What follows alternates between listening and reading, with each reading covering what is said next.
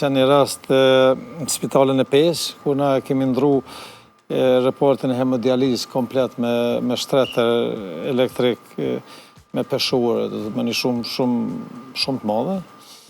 Dhe isha për vizitë aty dhe takoj një ish ushtar të UÇK-s, invalid, që fati kishtë dashtë edhe të kishtë probleme shëndetësore dhe ishtë në dializë dhe në farë mënyrë po thëtë prej mas shpine kthej që ato.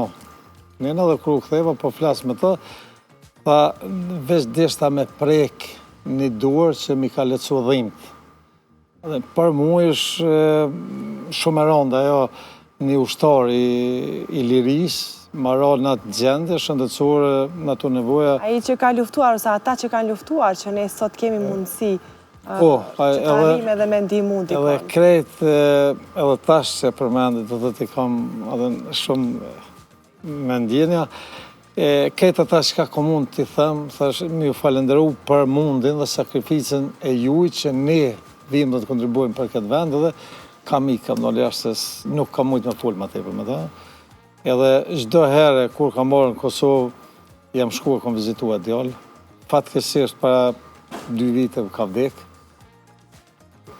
Ishte më i ri se unë, ushtari i lirisë në moshën 20 vjeçare. Është knasi shpirtërore, dhe të atë knasi nuk të jep pas paraja, as gjë nuk të jep.